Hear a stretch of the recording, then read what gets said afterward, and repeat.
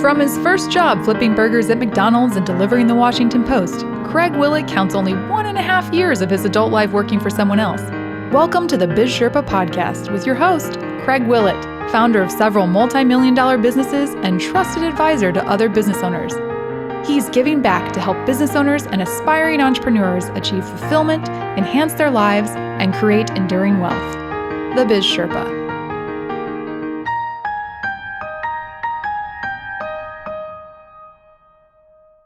This is Craig Willett, the Biz Sherpa. Welcome to today's episode.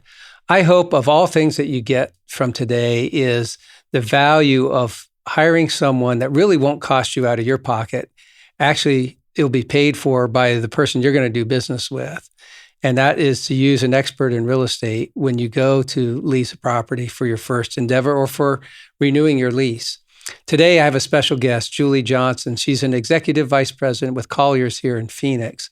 She has extensive 30 years experience in negotiating leases and helping tenants procure space. In addition, Julie's also a mentor. So she's going to share some of her secrets before she goes today with you on how to build and grow a business. Julie, welcome. Thank you. Glad to have you here today. You know, I mentioned that, and this is one of the keys to a real estate transaction, is the landlord usually is the one that pays the commission. And so actually, it behooves the tenant to find someone that they trust to represent them in the transaction, knowing that they can hire someone that's an expert and not really have to worry about what it's going to cost them out of pocket. That's right. In most situations, the landlord has a broker who is representing them to help them find tenants, and there's a commission that's being given to that broker, and that commission is shared with whoever the tenant has representing them, and so it comes out of the landlord's pocket as a business expense, not the tenant's. Much like buying a home, if most people probably have experienced that when they buy a home, as a buyer, you're not paying the commission, the seller is. That's right. That's right. It's almost identical. And in some situations, the landlord might be representing themselves, but it's usually rare. Great. You know, one of the keys to real estate that my dad taught me, and I heard this at the kitchen table, and I also took his real estate class, is location, location, location. How important is it, and how does someone know what's the right location for their business? It definitely depends on what type of business. If you're a service provider, such as for healthcare, which is my specialty, or retail, you want to be in an area that people see you, where it's easily found, recognizable, maybe an area where there's other foot traffic, such as a retail center or maybe with other medical providers. For an office tenant, you probably want to be where your employees are. So to know where your employees work, there's a lot of maps that you can do with zip codes of where those employees are located so that you can see where the best location would be that you would be able to be close to your employees. To be near a freeway, especially as our freeways have grown here in the Phoenix area, has also been really important because that allows people a shorter drive time if they are coming from a greater distance. That's a great point. So if I'm a dentist, what makes a good location for me? You mentioned near other healthcare professionals, other foot traffic. How does that benefit me? So specifically for a dental practice? Dental or another medical practice, say a family physician where they tend to take from the general population and not necessarily referrals. The type of insurance today has changed over the last 10, 12 years. And so based on insurance and based on that a lot of the hospitals are now employing physicians, the hospital strategy is to go out and be close to where the patient is. So very suburban, outpatient, so that similar to live, work, play that you've probably heard a lot, that's really beneficial for a healthcare provider because it's easier to keep a patient well than to get them better if they're sick, and it's less expensive. So in this mode of trying to make healthcare more efficient, that's really good. Dentistry specifically has been over the years more seen in retail settings, and there's somewhere between a 5 and 10% traffic flow that comes specifically from someone walking by that dental practice into a grocery store or whatever they're going to visit within really? a retail center. So dental is a little bit more open in terms of getting new patients from just walk by, but so much of health insurance drives where a family practice or primary care goes, that's a little bit different than just a foot traffic type of stop-in new patient. And so why is that? I mean, they need to be near the patient, but is it a certain amount of providers in an area? If it gets saturated, does that lessen the chance, if I'm a doctor, of getting reimbursement from the insurance? So it may help me to choose another location? Yeah. So if you're a patient and your company has a specific type of insurance, Blue Cross Blue Shield or Cigna, is it a PPO? Is it an HMO? That would drive where you would go or how your health insurance location would be paid for. Oh, so wow. if you have a certain area that you're trying to focus on, that's the best way, is to see, do you have to drive, maybe for a PPO, you don't have to drive more than 5 minutes. For an HMO location for primary care, you might have to drive 20 minutes, as an example. Oh, okay. So there's a lot of changes, and that drives a lot of healthcare decisions for medical doctors. So you actually could be a resource for them to help them know and do some of that research as to where's a great location for.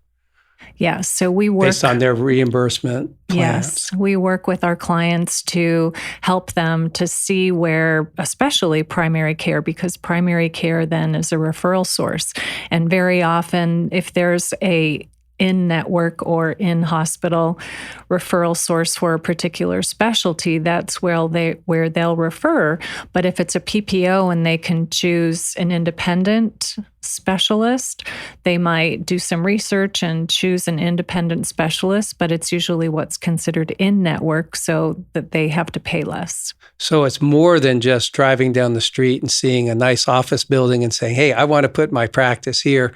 There's a lot of research that goes into it. Not only does it have to be accessible and visible, but there's a lot of behind the scenes financial understanding that has to go into it. Yes. And so not only do we look at demographics, income, because certain practices might specialize in Medicare or Medicaid, and it's a different reimbursement than if that's by private pay insurance. So if there's a higher income demographic, maybe that is more suited for one type of a practice, so that they have, if someone needs to pay a copay, that they know that there's a more likely chance that patient can pay their copay. And then also we use mapping a lot. So we'll take a look at where other practices that are their competitors might be located, because they don't necessarily want to be right next door. And then they'll also take a look at where there might be a gap or a hole, so that there might need to be a provider of their specialty in that area. Oh, that's interesting. So you're able to kind of help them target the exact right location for them. How do we go about budgeting, though? If I'm setting up a new practice or opening a new office, how do I know? How can I judge how much to expect to pay? And how do I get through all of this triple net gross?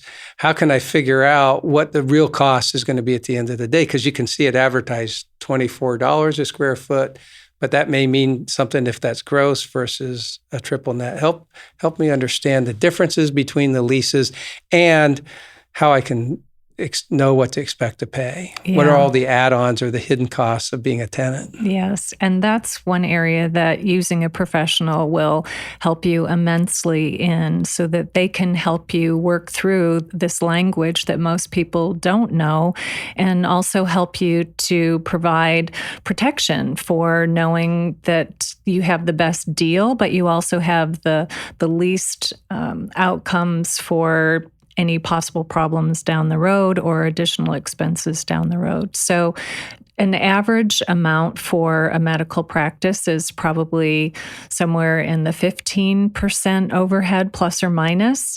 And for retail leases, you're looking at maybe a percentage lease is the only rent payment. So that might be very different than what a medical practice is. But 5 to 20%, it's a wide range for what someone would pay in overhead rent. Employees are usually the highest percentage of what business overhead is. But taking a look at just the real estate and diving down deeper, there's 3 different kinds for if you include percentage rent for a triple net retail lease. But triple net means that none of the operating expenses are included. And operating expenses are property taxes, common area maintenance, building insurance, interior, electric, and janitorial. And for just a thumbnail rule, that's usually somewhere altogether about $10 to $12 per square foot annually. Arizona works on an annual basis, and other states such as California work on a monthly basis. So you'd need to take that and multiply it by 12. Yeah, that's interesting.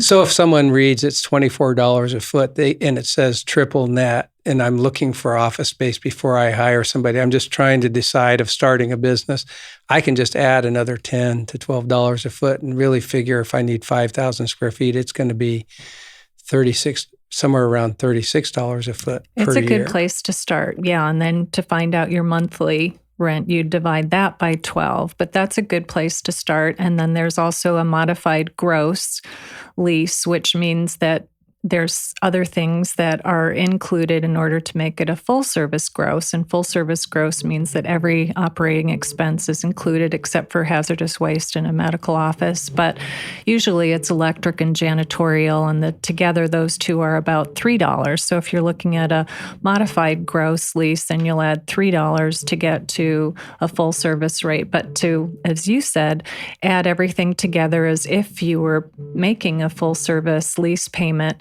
that would be the smartest thing to do for your budget. To try to figure out so that you don't get there and say, hey, wait, why is my rent $40,000 a year when I thought it was $30,000? Right. Okay, that makes a lot of sense. What have you seen that has helped in a successful lease negotiation? As a professional, why would someone want to hire you in particular and someone like you? How can you help? So there is kind of a win-win goal at the end of every lease transaction. But at the beginning, both sides have different goals. The landlord wants to get the most rent. They want to get the most recourse. The tenant wants to not pay as much rent and not have as much recourse. So to find a good balance, because hopefully they'll have a relationship that's very positive for many years.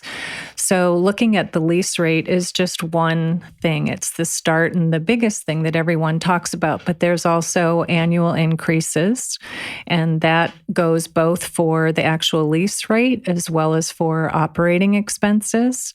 And for the lease rate, if it's a full service gross, it's usually done on what's called a base year expense stop, meaning the landlord pays for all of the operating expenses the first year, and then the tenant pays for anything over that. So a base year 2020. Yeah. Yes.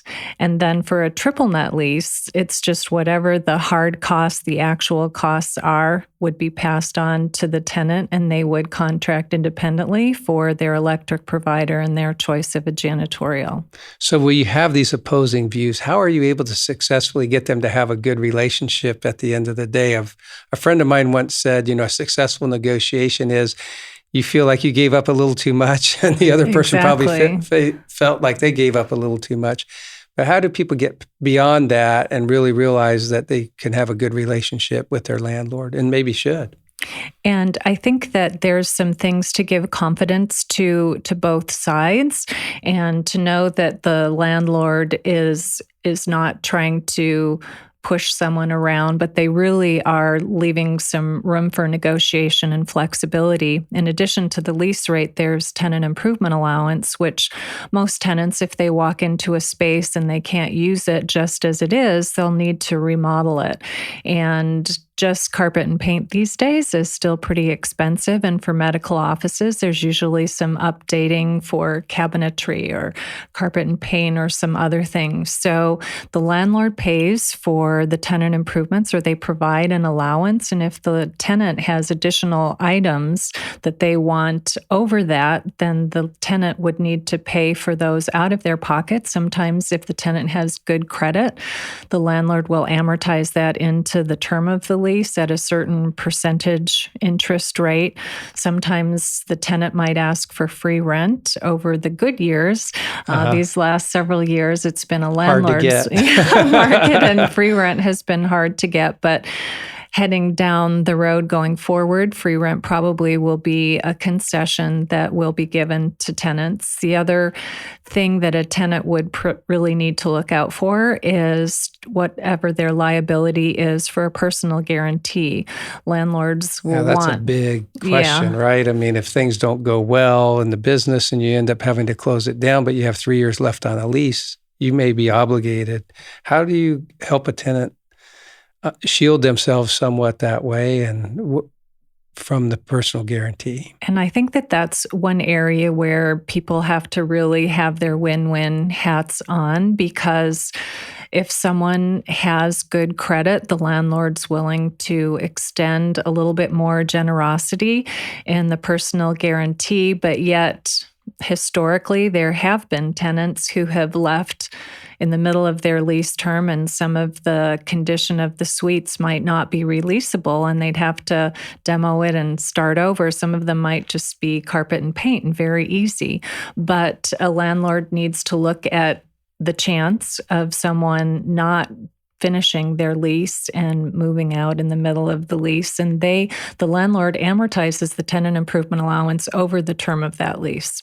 So sometimes if it's a good credit tenant, they might, if it's a corporate, high credit tenant, they might waive the personal guarantee. If it's a private practice or a business that has someone that they're looking at their personal financial statements, but they're very good and very strong, they might limit it to just a personal guarantee of the out-of-pocket costs of tenant improvement and leasing commissions, or they might want a full guarantee of all of the out-of-pocket costs as well as the potential rent payments. Well, that's good to know, because if I'm going to sign a lease, I want to know that outside of the landlord insisting a full guarantee, there are some options that are somewhat in between, some middle ground. Yes. It's not an all or nothing situation, which I think is really insightful. Yes. Now, on tenant improvements, this is an area I would imagine that catches a lot of people by surprise. Carpet and paint, what the landlord wants to pay for carpet and paint may not be the quality of carpet that the tenant wants or floor covering. How do you go about helping your tenants know what it might cost? Because you're negotiating a lease and you don't necessarily have bids or proposals necessarily for those tenant improvements at that stage of negotiation, do you? No, and that's where it really helps, again, to use a professional who is used to seeing what the costs are of carpet and paint or other remodeling tenant improvement costs during other negotiations and deals that they've worked on. And then if they have some trusted contractors that they can get pricing from, then if the landlord says, well, we think carpet and paint is this, you can confirm that. And also buildings, especially more institutional buildings that are more professional, sometimes have what's called building standard, so that someone needs to go by whatever type of carpet, paint, cabinetry, weight of carpet, so different checklists to keep the professionalism of the common areas as well as the tenant space for construction.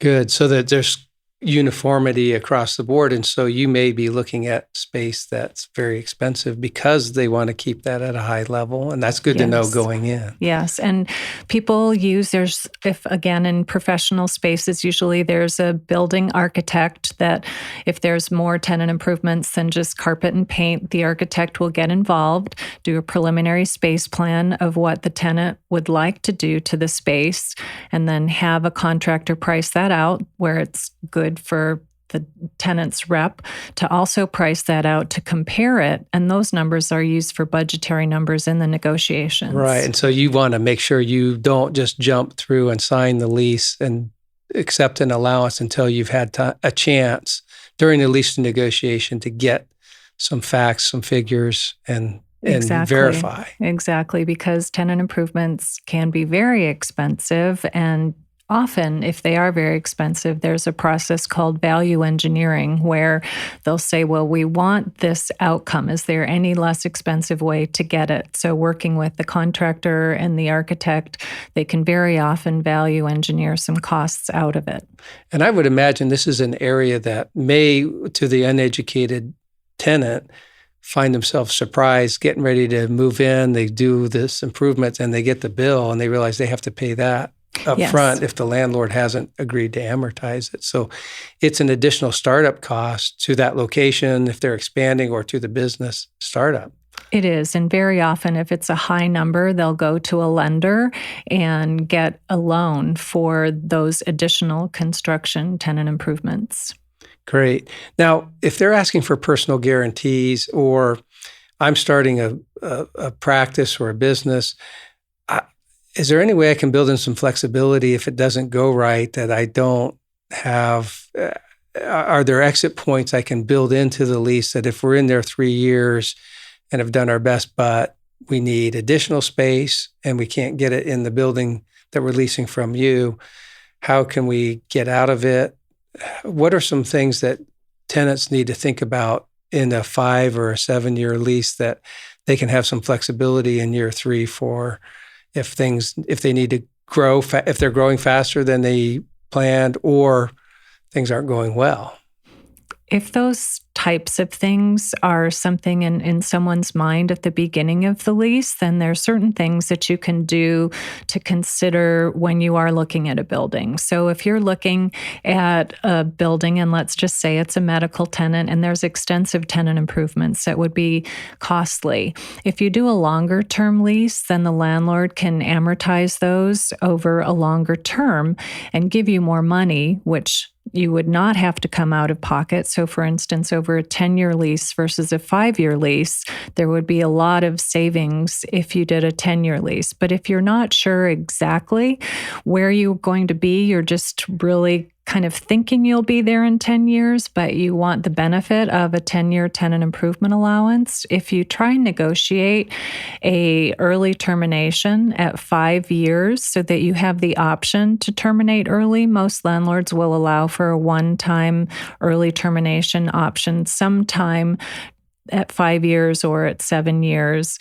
And then usually the tenant will pay any unamortized costs if they do move out early. But it's a way so that they don't have the full rent obligation during that time. So if you think your business is going to grow fast, you may want to build that in and just say, this is a cost of growing. I'm going to pay some unamortized costs and some unamortized commissions, but it's going to allow me to get to space where I'm not renting on one side of town and another side of town, and I need all the employees in one location. Exactly. And another option in pretty much every lease is a sublease option. So if you don't need the space, that you can sublease it, the landlord needs to approve it, but that someone else will come in and make a lease payment. It might not be identical to yours, but you can sublease the space. And then also, if you really have an idea that you might be expanding or need some flexibility and you can't negotiate an early termination, potentially that landlord has either larger space, smaller space in the same building that they could break a lease, substitute, and continue on with the lease, maybe extend it a little, or if they have another building or two, then they can move you to another location if that works for you. So something that is mutually advantageous to both parties. That's great. It's good to think ahead a little bit too, to have that. I think it makes for good planning just in case, so that if things go better than expected, you have that ability. Yes. But you don't want it to become the stumbling block to a lease negotiation either. But no, options are always good. That's great. Well, we've seen, you mentioned a sublease, and you mentioned that you may not be able to collect in rent the same amount that you're paying. Sometimes that could be more. Most likely it's probably less. What is that process like? If I all of a sudden realize my business isn't going well, how long would it typically, and would I expect to have to market that space before I could really find someone qualified to come in and take over my lease? I'm sure it varies by market, but it's not typical that I can find that overnight, is it? No, but you might if you're in a great location and Right.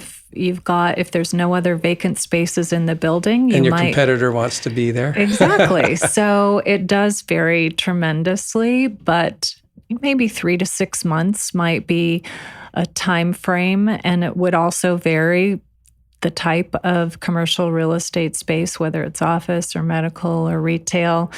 And so I think it's something that would not be your first resort because there would potentially be some downtime, and no tenant is prepared for paying for a space that they're not going to be using. Oh, okay.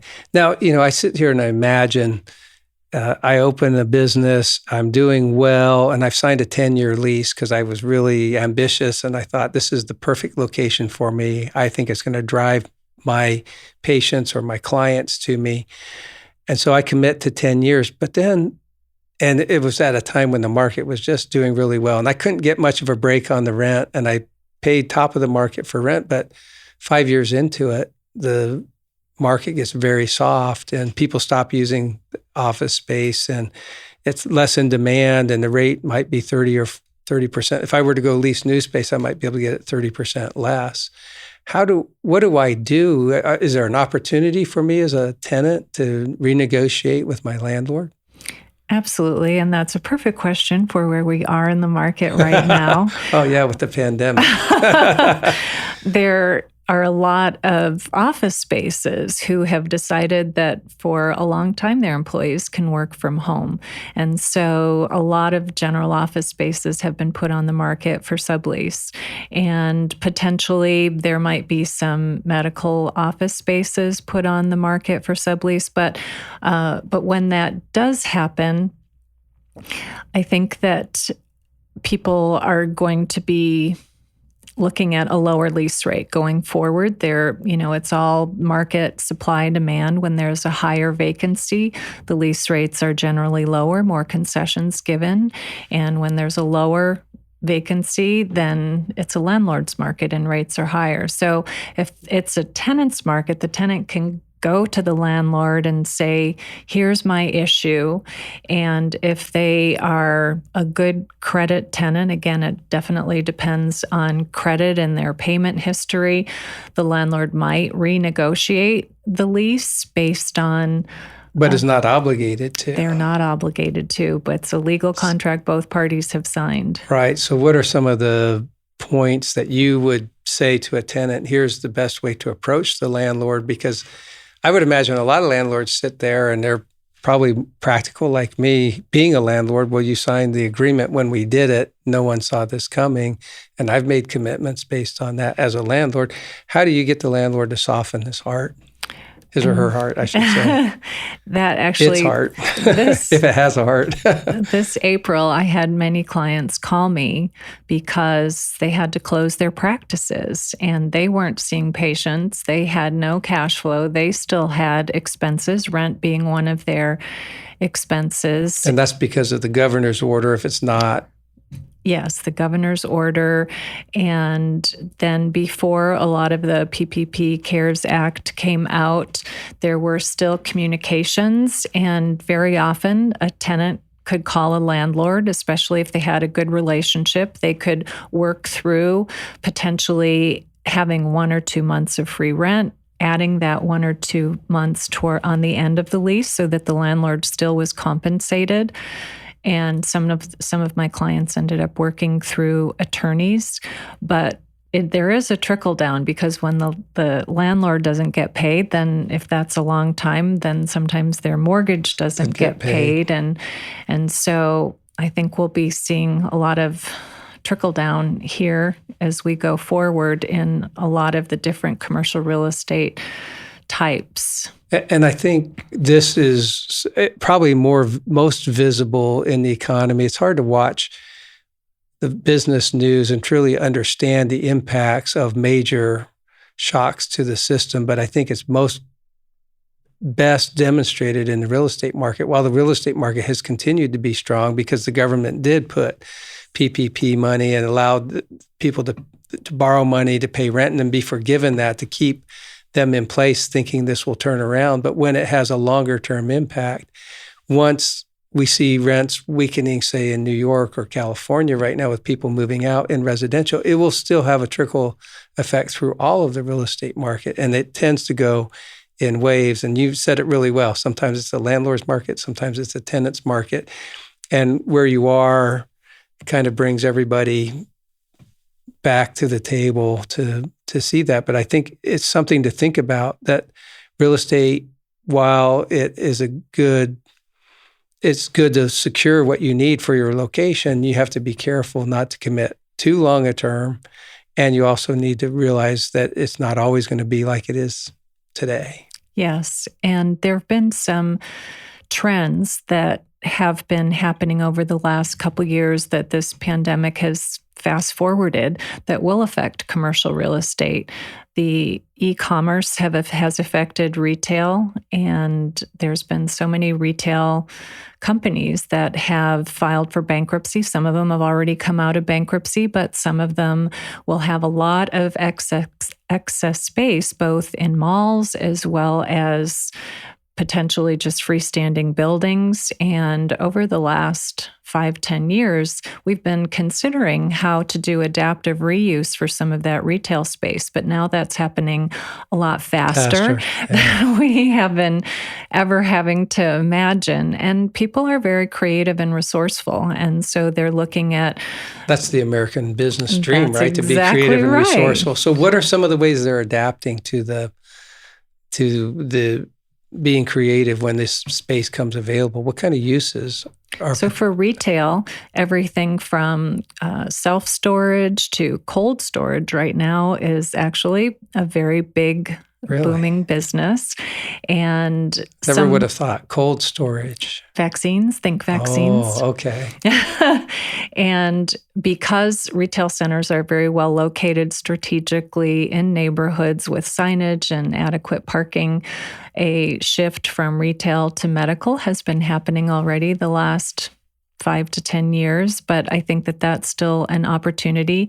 Affordable housing in some of these retail centers is another possibility. So from e-commerce to warehousing, that last mile for a lot of the delivery services.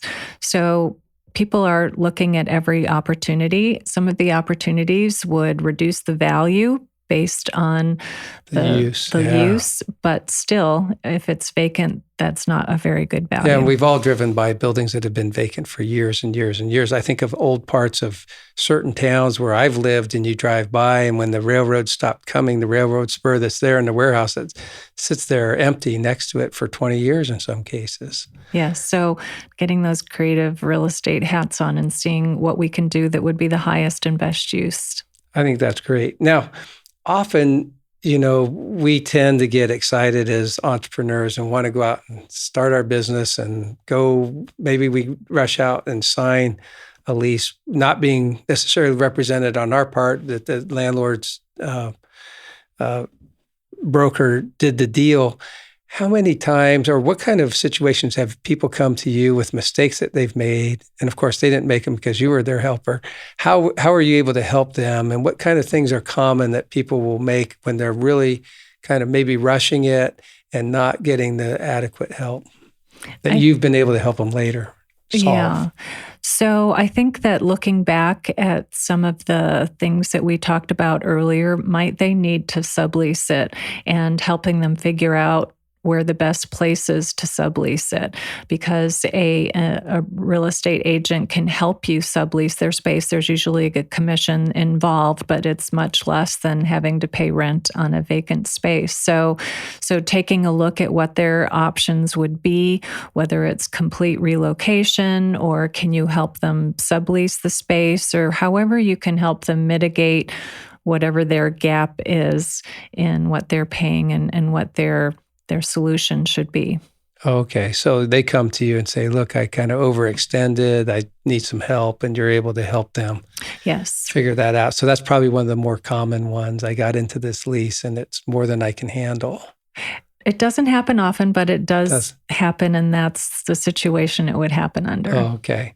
Now, here's a question. And I know you're very reputable, but if I'm a inexperienced real estate and I'm starting a business or starting a medical practice, how do I know who's trustworthy for me to hire to represent me? If you ask your peers, if you ask if it's medical, if you ask physicians or medical groups who have signed leases, who they used, did they like them, you can go to different professional organizations and ask them for their recommendations. So to get a personal recommendation, I would think would be the best way. You can look online, and often websites will have reviews. Sometimes you can contact the people who wrote the reviews personally. So really to do your due diligence, and a personal recommendation is always the best, but you can also do some digging through other areas, professional associations. I think that's great. So now probably the biggest question, and I kind of said this at the beginning, what do you do? What are some of your secrets that have allowed you to become the premier agent that you are, your reputation and the following that you have with clients that have been long-term clients? How do you develop that, and how do you maintain that? How do you market yourself? I think I have a leave no stone unturned philosophy, no matter who I'm representing, if it's the landlord or the tenant, and looking at just absolutely every detail. And is there anything that we haven't done or that we should do? So, and especially after years of experience, you know what those stones are that you need right. to turn over. But I also think that having your client's best interest always leads to your best interest. And again, it's a win-win philosophy. It's just, instead of a landlord-tenant, it's your client and you. And if you have their best interest in mind, then you will come out winning as well. So most of my clients have become my friends, as you are a perfect example. But I think that just having a win-win, that you want to help them, you want to do your best for them, and that you put yourself in their shoes.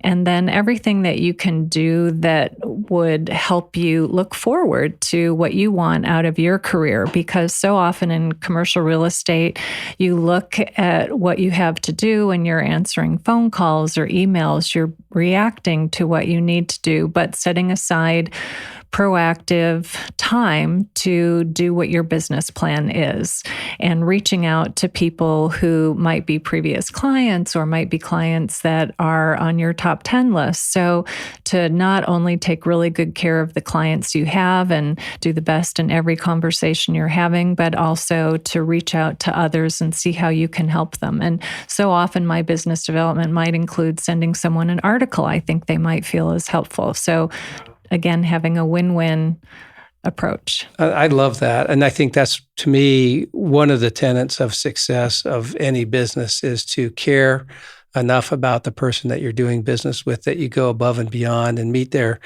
expectations and exceed those, and make sure that you are beyond reproach as far as caring about their needs and making sure those needs get met, in whether it's a service or a product.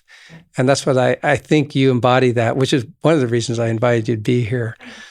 Now, no one can escape the Biz Sherpa podcast without answering a difficult question. What's your greatest challenge that you've faced in your career challenges, and what'd you learn from them? Well, I think time management is a huge one to me, and I think to a lot of busy professionals, is is to make sure that you're doing what you want to do for your career and every day, and not just reacting, because you'll only be doing what comes to you, and maybe that's not what you want to do with your career. So that's a challenge, everyday time management. But I think that in real estate and probably a lot of other businesses right now, I think there's no business that's unscathed from a challenge. Right. And so taking a look at where you can grow, where you can benefit. And during times, for instance, the last recession, there wasn't a lot of real estate deals going on. And there was a lot of 1-year lease renewals rather than 5 or 10-year lease renewals. Probably didn't seem worth your time at first. Then I was grateful for them. That's right. And it was... So time was something that I had to manage differently, and taking a look at the time that I had, how could I use it best if there wasn't a lot of deals that were in the market? And that was building relationships. So a lot of those people who normally were very busy, who were clients that didn't have time to meet, well, all of a sudden they had time to meet. So I was out planting seeds and watering my garden. And then I had the most beautiful garden filled with great clients when I came out of the recession. So I think that although every day was a challenge, when I looked at the time management that I put into that downtime, there was a lot of good and a lot of business and a lot of profits that came out of it. I think that's great. I mean, I think you just totally embody one of the things that we have a thing called the Biz Sherpa scorecard that I talk about in our 3rd episode. And the brilliant thing about the scorecard is it coaches you to spend 80% of your time in what's going to make the most difference in your client's life. I need to listen to that. And your customer's life, yes. And so when you do, you'll see that you already do it. And I think that's the key to time management. If you're spending your time building those relationships, the results will take care of themselves. Maybe not tomorrow, but over the long term, you'll exceed even your goals and expectations as you take them to heart. So I appreciate you sharing that with us, because I think that's a great example that everyone can strive for, to use their time to the greatest extent. Yes. Julie, I really appreciate, first off, your friendship, and secondly, your willingness to come today and share your insights. I think it will help many of our listeners and audience understand better how to make a decision when it comes to where to locate, but not only location, but different tricks or tips on how to negotiate a lease. And probably the most important of which, they need to hire somebody like you. Yes, definitely, especially because it's not money out of your pocket, and you can benefit tremendously, not only with the money you can save, but also to take a look at all of your liability that you don't really want to commit to unless you know what you're doing. Right. And I think that's where the advice you shared with us today, especially, would be go find somebody that's a professional to represent you, to help you with those issues. Great. Well, Julie, thanks for being with us today. This is Craig Willett. Thanks for joining us on the Biz Sherpa. Be sure to watch also, this is not just a podcast, it's also on YouTube. Go to bizsherpa.co on YouTube, and you can enjoy actually putting a face with the name of the voice that you hear on our podcast. Thanks for joining us.